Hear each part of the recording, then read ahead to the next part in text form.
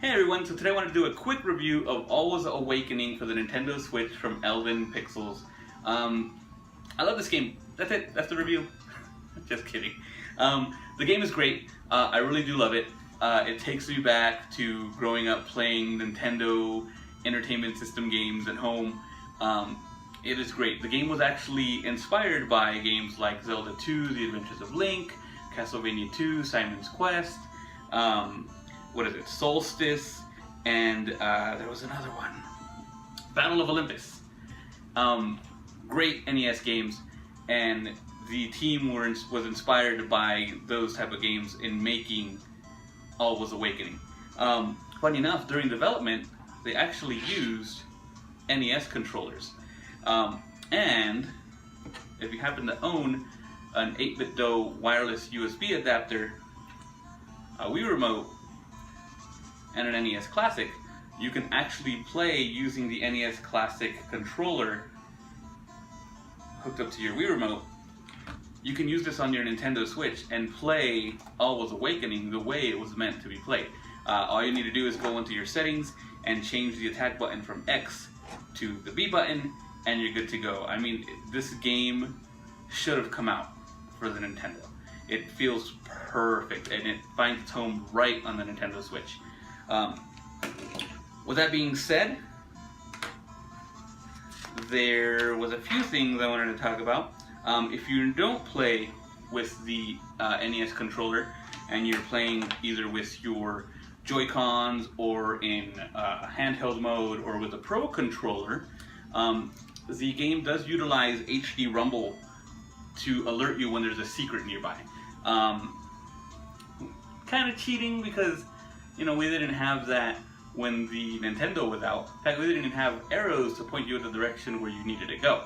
And that's what this game does. This game brings back that nostalgia of having to find your own way in order to complete these dungeons and defeat these enemies called the Protectors and bring peace back to Alwa.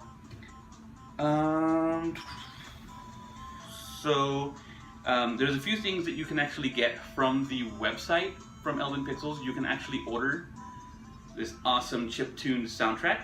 And the cool thing is that if you actually order the physical form, it comes in an NES cart that you use on your NES system in order to hear the music. You can also download a free PDF file of the user manual that comes with that soundtrack. And this user manual looks like it should have been boxed with a cart of this game back in the 80s. It is awesome. It explains a little bit more of the lore for Alwa's Awakening, detailed descriptions and artwork of the enemies you encounter. The main story, pretty much you play as Zoe, who is playing her favorite video game, and she falls asleep, and when she wakes up, she is in the land of Alwa. That is explained in the user manual, not when you're playing the actual game. In the game, it just says that you're Zoe and you're summoned to protect Alwa from this demonic force called what's his name?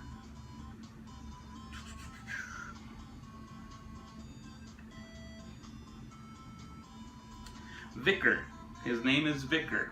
I had that in my head for some reason. I was gonna call him Deacon, but no. Vicar is the main demonic force that you have to stop, and he actually has these minions called the Protectors, and they are the boss fights that you encounter in these dungeons that you explore to get different powers. You can get 3 different powers for your magic wand.